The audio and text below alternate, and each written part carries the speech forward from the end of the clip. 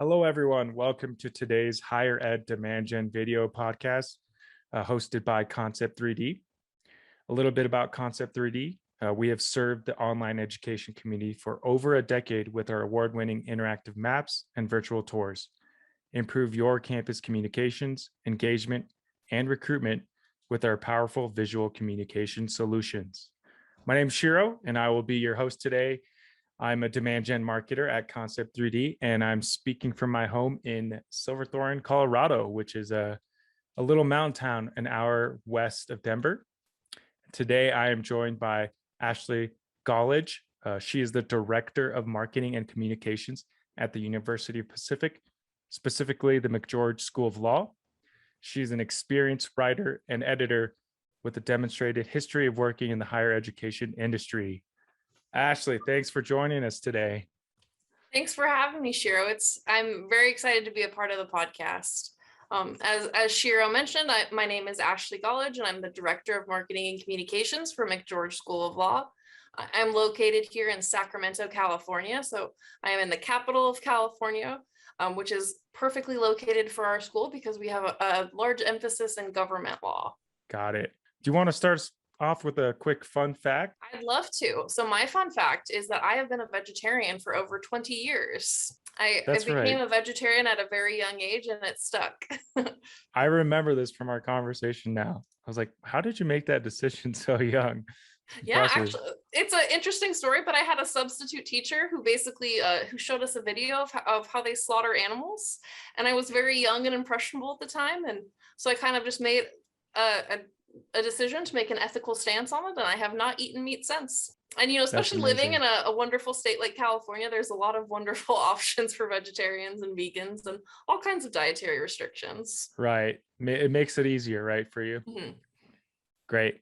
Well, do you want to tell us a little bit more about yourself, your journey and your career, as well as University of Pacific and specifically the McGeorge School of Law? I would love to. So I guess I can start off a little bit before I got to here at McGeorge School of Law.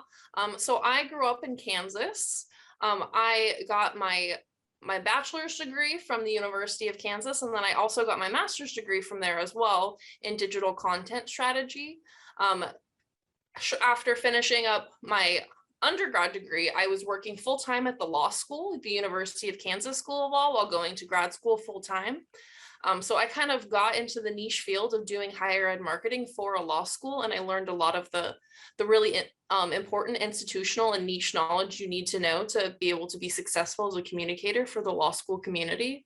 And I worked as the communications specialist at KU Law for 3 years. Then I had a brief stint where I was the sole communications professional at a law firm at K&L Gates in their Portland office. And then I came here to McGeorge School of Law in Sacramento. I'm loving the transition from the Midwest over to the West Coast, but I have enjoyed that a lot of similarities that I've got to do from working at two different institutions. So at both institutions, I had the opportunity to craft and implement marketing strategy. I am able to develop our strategic communications plans and all of our key messaging. I write magazine articles. I write blog posts and news releases. I help with our on-campus podcast. I do all of our web content and e-newsletters and email marketing, as well as all of our printed marketing materials. So brochures and pamphlets and flyers and postcards and anything that you could dream of, I have my hands on it at some point. And then a big chunk of my job is social media. So I oversee our LinkedIn, our Instagram, Twitter, Facebook, and YouTube accounts. And when I was at KU, I was kind of like the second highest ranking person in our department. And now at McGeorge, I am the director of my department and I lead a team.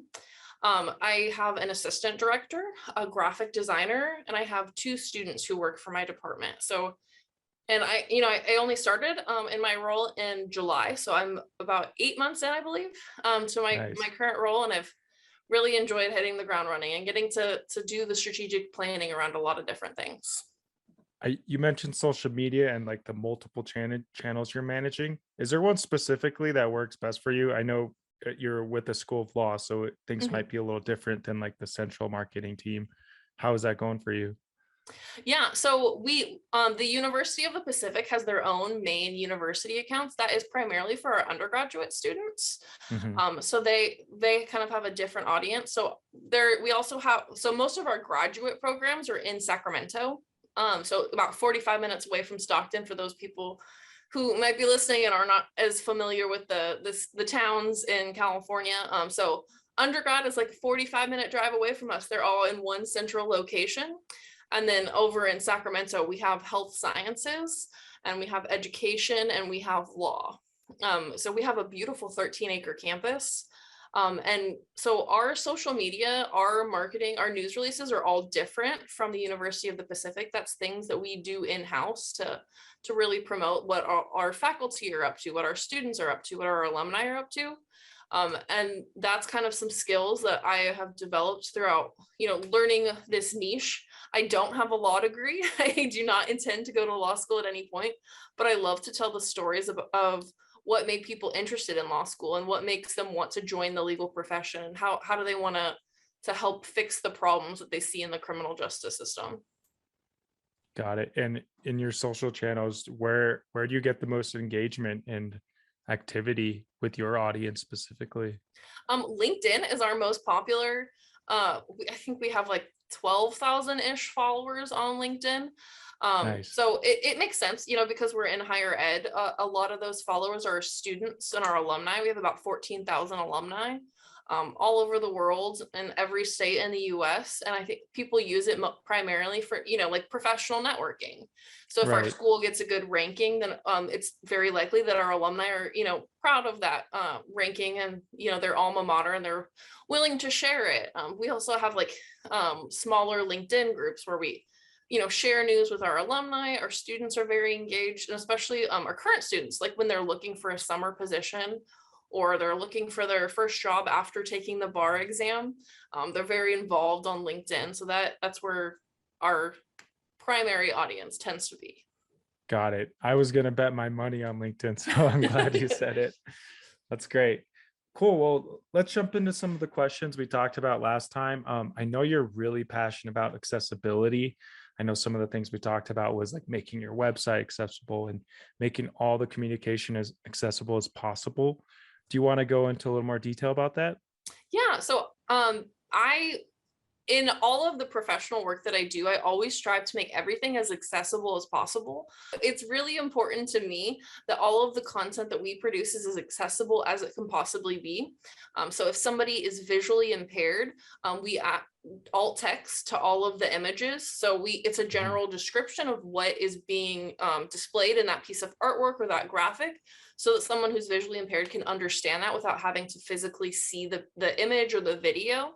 And we do closed captioning for all of our videos. So on our YouTube channel, that is a change that I implemented when I started in my role, is that it's extra work to take the time to sit down and make sure that the captioning is, one, even provided for these videos, and two, it's correct. So someone who might be hard of hearing can, if they are intuitively just listening and able to access this content in the same way, we have the captioning, then they're able to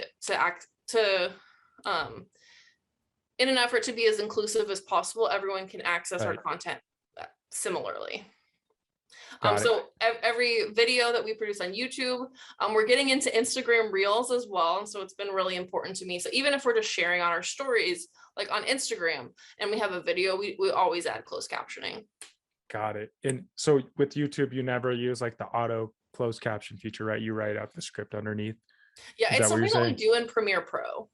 Got it. Very So cool. we burn the captions onto the actual video file and then we Right. upload it to YouTube. So we don't use the auto captions because they're not Right. always accurate. Exactly. Yeah. I was saying that you're trying to be as accurate as possible. So I figured you don't want to use that option. Correct. Yeah. So it does that's not something always that get it right. we do manually in Premiere Pro. So it is not just me. I'm not the only one who uploads the videos, but every member of my team is equally committed to accessibility. So that's something that we do in all of the video content that we produce. Got it. What about other forms of content? Your website, how are you making that more accessible as well?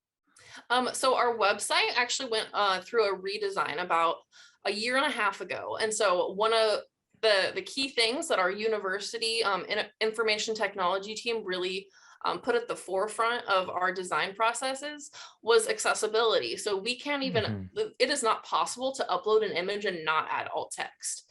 We get an error message. So it's a requirement to, if we ever add a picture, so the, as I mentioned, the alt text, it describes what's in the image. So every single page of our website, every image and every video has alternative text. It has closed captioning. So all of our content, especially our website, its primary function is to help recruit prospective students, and probably secondarily to, recruit some prospective faculty who might be at other institutions and they're interested in working here, or even staff. I'm sure that people do their research before they, switch to a different job, but if it's a recruitment tool and we're not making our content as accessible as it possibly can be, we could be excluding potential students or faculty, and that's not something we want to do. So every single page on our website is as inclusive as it possibly can be. That's amazing. Yep. And just so everyone knows, that's accessibility is also something we really try to stay true with our platforms as well, both our interactive map and tours. So let's shift gears a little bit. I know we also talked about, getting your audience engaged now that the world has obviously changed, and I won't go into details there, but ever since 2020, the world has changed, right? And we talked about some ways that you're keeping your audience engaged in 2022, specifically to alumni and current students for attending events and keeping interest in the community, both in person and online. Do you want to talk about some of the methods that you're using to do that? Yeah, so we, as you mentioned, we're kind of living in an interesting time where we kind of have a mix of in-person and virtual events. There was a good 2 years where we weren't able to have in-person events. Everything shifted to virtual, but with as things have progressed, we are able to have more in-person events. We have so our director of alumni relations and events, she works directly next door to me. So we collaborate on a lot of our different event planning. So I do the marketing for the events and I help get the word out to our alumni. So we kind of tag team some of our efforts to get alumni involved. But I think that having a good mix of virtual events and in-person events is really key for us engaging our target audience. Because physically, not all of them are in California. They're in every state in the US and in lots of different countries all over the world. So by having things virtually, we're able to engage people from all over the world. And it's not necessarily only our alumni. So yesterday, actually, we had an event for our Capital Center for Law and Policy. So we held it in person. It was on our beautiful campus. And then we also live streamed it. And we had a couple hundred people watching it, as it happened from their homes. Wow, a couple hundred on the live stream. Wow, okay. So we did a lot of we do email marketing, we do a lot of social media marketing, and then we have a separate platform called McGeorge Connect, which is kind of like our own social media platform that's specific to alumni. So you have to be an alumni to engage with it. But there's job postings. Professors are always in there, mentioning, if they publish a new book or a new article. Right. If there's just jobs in the legal field and these alumni want us to hire other McGeorge, or, they want other McGeorge graduates to be applying for these jobs, it's just a singular platform for everyone to connect on. That's awesome. Is there any like specific type of event, both in person and or online, that's you've been testing or working on that's been working well for your school? Yeah, I think kind of just like the event that I just mentioned, I think that kind of having hybrid events is really important for for our niche audience. So for the people who are able to be there in person, right, that's wonderful. So if they're here in Sacramento, or if they're even just nearby, they have that option. But maybe if they want to, tune into a lecture or do networking from the comfort of their own home, whether that's in California or beyond, I think that it's nice to have the option. And luckily we have a very supportive, IT team who's able to help make that happen. So we can live stream our events. We do it through our YouTube platform. So we make sure that the links are very accessible to everyone who registers for the free events. And Right. we've had a really good turnout so far, and we're And happy is to keep that. Even when eventually the pandemic reaches a close, I think that's going to be something that we have learned. continue. We've saw that it works, and Right. that we're going to keep implementing that to keep our entire alumni base engaged with us. Are the virtual attendees also able to engage pretty seamlessly with the event that's going on in person as Yeah, well? so when we live stream on YouTube, they're able to comment in real time. We have someone monitoring the comment section. So if Got they it. have questions, so in person, you can walk up to the microphone and ask a Right. question. Or if you're online, you can ask a question, and then the person monitoring can make sure that your question gets asked, so that they have an ability to participate as well. Got it. Yeah, I've just seen like those both hybrid events where it feels like, the virtual audience just like is kind of in the background, Mhm. but it looks like you're able to solve that problem with having a dedicated person and looking at all the comments. Mhm. That's great. I know, as another aspect of keeping your audience engaged, we talked a little bit about direct mail campaigns. What's going on there? Is it still alive, or are people still doing it? Maybe the law school space is a little different from some other higher ed spaces. Right. But so a thing that I've seen a resurgence of is QR codes. So a QR code is basically it's generated online, and it's just like a little square space with different Right. pixels that you scan it with a smartphone, and then it will take you directly to a web page of your choosing. So we've been using those on a lot of postcards and a lot of brochures, especially for various event registrations. So we recently did one for prospective students for an open house. So we put the QR code on the back, and we asked them to scan it to register. And we saw an increase in the number of people who registered for that open house, because we're not making them type in each individual letter of, maybe a lengthy URL or even like a shortened link. All they Right. have to do is open the camera on their phone, and they can register right away. That's awesome. That's like using, something, an outcome of the pandemic, and using it to your advantage. It's pretty witty. It's the first time I've heard it, which is why I Yeah, was I so don't know excited.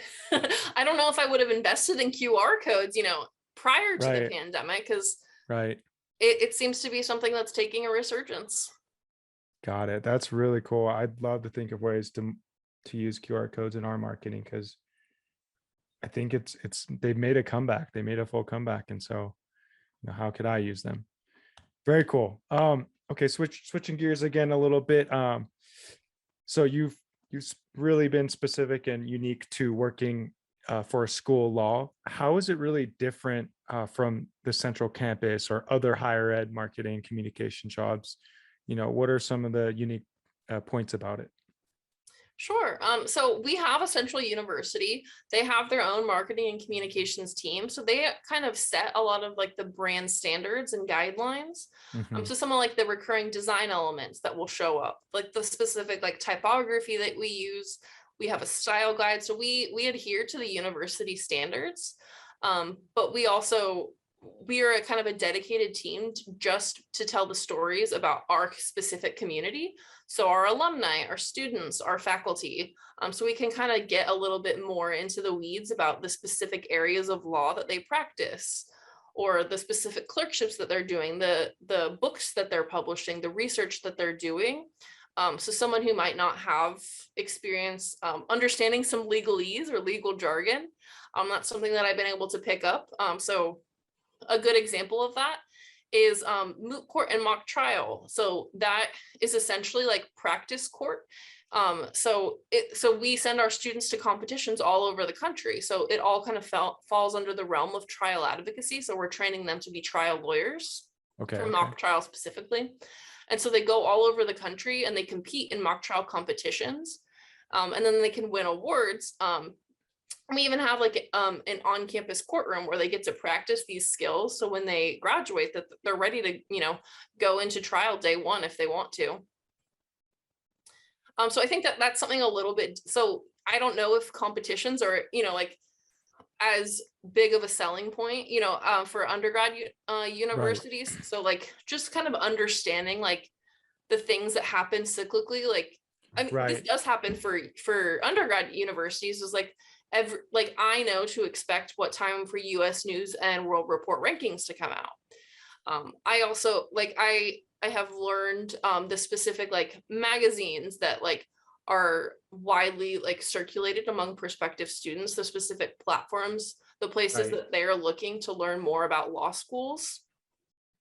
Got it. So you have an opportunity to really be like more hyper targeted and specific with the things you're learning from your education base on learning more about law, School of Law, and the students and alumni as Mhm. well.